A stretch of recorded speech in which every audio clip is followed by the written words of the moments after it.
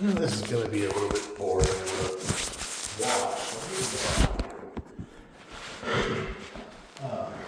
I've got my phone in my back pocket. I'm talking to my earbuds, so I don't know how good the quality is going to be for audio.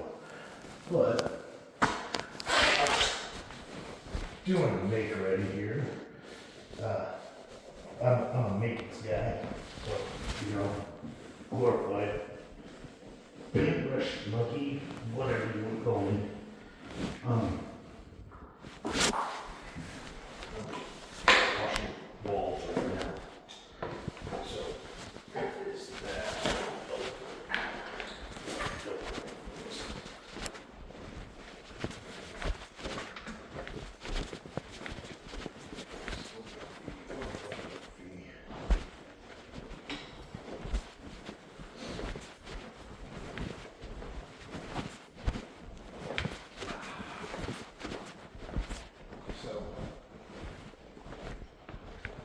I'm at a change in my life.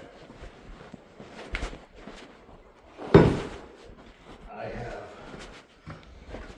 been a maintenance monkey, a maintenance tech, maintenance supervisor, maintenance director.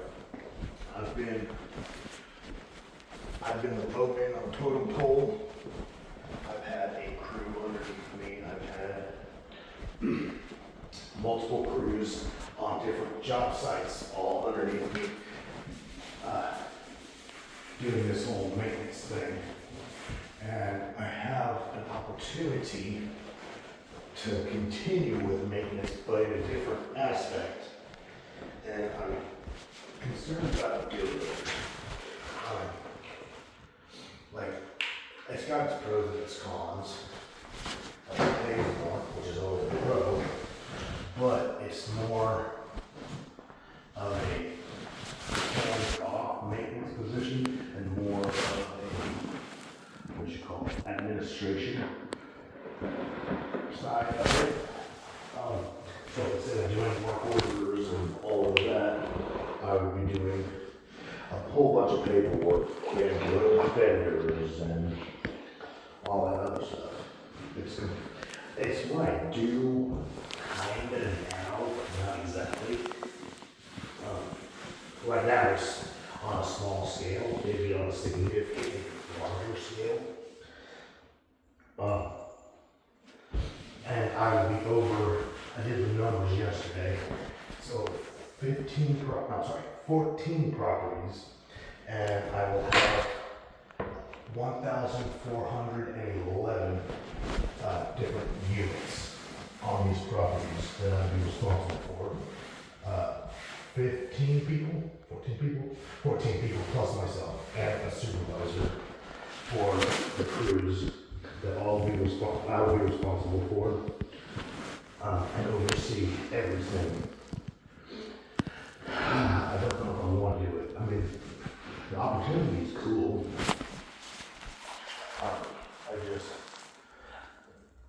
I'm not worried about the workload. I'm not worried about any of that. What it is like right now, I'm washing boogers off of a wall. That's why I can't really pull out of my phone because I'm washing with wet hands and holding on to the phone. It's just not conducive to making a good video. But I don't like cleaning boogers off of the wall, but I wouldn't be doing work orders at all anymore. I'd be doing other stuff. I wouldn't be out in the field doing things I've had people for. And that's kind of cool. It's just, that's my biggest thing. I don't know if I would like that. Being my normal everyday thing, but not doing a work order or not fixing things. Now, I will say, the guy did say that part of the work would be if somebody calls because they can't figure something out, I can work on it over. I don't know if you can. In case you're curious, do not put your knee on a thumbtack. That hurts. But the guy said that if the crew would call and say, hey, I don't know what's going on here, blah, blah, I might have to troubleshoot, diagnose, and work somebody threw some stuff over the phone, which I can definitely do. I mean, I love what I freaking do. I absolutely love making stuff. I feel like I'm really good at it. But you know, it's been a pain in the ass where I'm at. I took a massive pay cut to come work where I currently work. And I did that because I was under the impression that it was going to be a much better place to be. That's wrong, I know, that's bullshit. Actually, having a manager or somebody who gives a shit about the staff. And it's just a couple of blocks from my house, so that in and of itself is a positive. And I've been doing this now for almost 3 years, something, 2 years, something like that, I don't know. But my supervisor, or executive director, my supervisor's fine, but I wasn't supposed to have a supervisor, which was another part of the problem. The executive director likes to switch things up, and it just irritates the hell out of me. She micromanages and creates a very hostile work environment for everybody in the entire company. She's just full of shit most of the time. And I'm just over it. You know, it's not worth it anymore, I don't think. So maybe it is the right time to just get out of here. I don't know. It's hard because I even told her, what's funny is when they came to find me, I did not find them, they found me. And I told them that, you know, there's a reason why I don't work in town, because where I live is a small town, but they don't pay very much. And so I was told that, oh, that won't be a problem, we'll be competitive, blah, blah, blah. I knew that I was going to take a small pay cut. Well, I say small, significant pay cut. When I decided to take this job. But, yeah.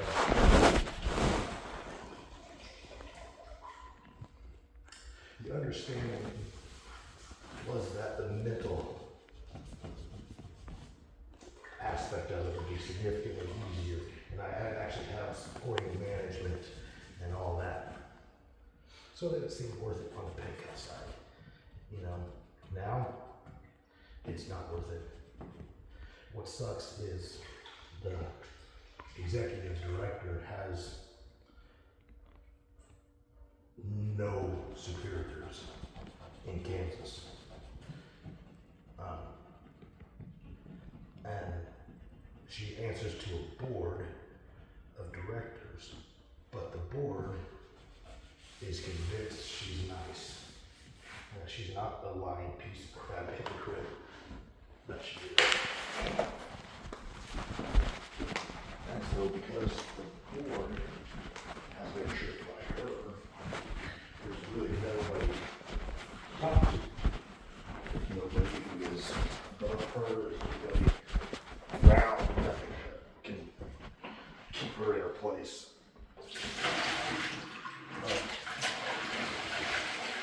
And I hate my life right now when it comes to work. The rest of my life and all the other aspects are decent.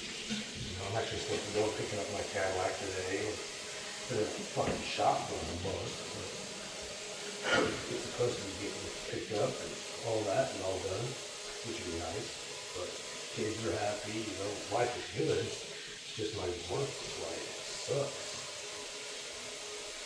And there's such a power struggle. And it's just not fair to the workers. And, you know, my supervisor talked down on me, and that's not okay. Nobody does.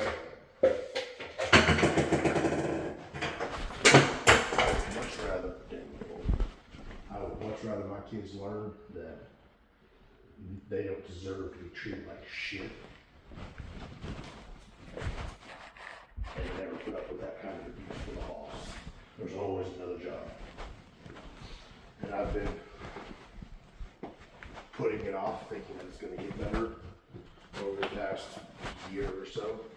And it just fucking isn't getting better. The executive is still just a piece of crap. He treats everybody like shit. And I'm just tired of it, you know? I don't think I can handle it anymore. It's not worth the drama. But what sucks is I turned down a really, really good opportunity 4 or 6 months ago, something like that. It was still cold.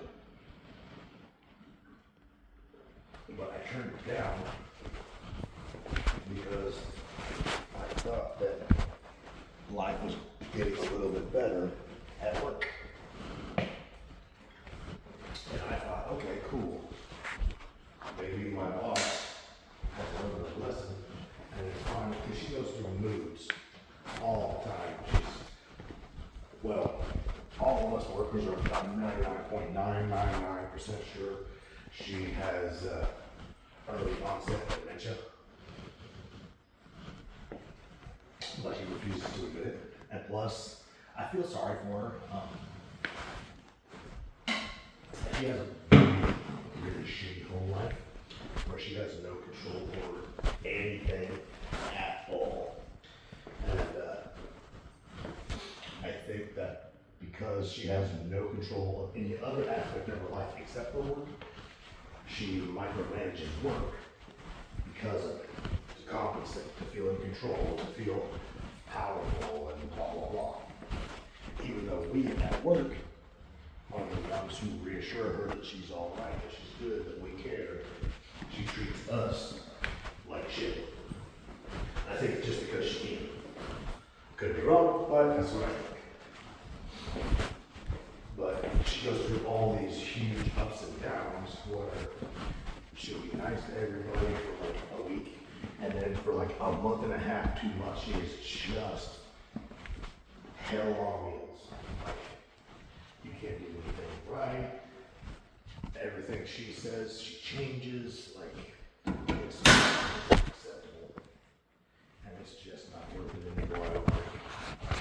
So but anyway, I say all that to say that I had a really great opportunity a couple 3 months ago, whatever, but I turned it down because she was actually riding on a good wave, and she had been for a while, so she seemed to be doing better. Well, I turned down the offer, and then about a week or so later, back to King Kong Megovich. And now it's worse than ever. So I think that I'm ready to move on, but I don't know. It's just things to figure out. So I guess I'm gonna get off here because I got stuff to do. I guess it's 15 minutes almost. That's plenty long enough. Maybe we'll see about making another video later or something. Bye.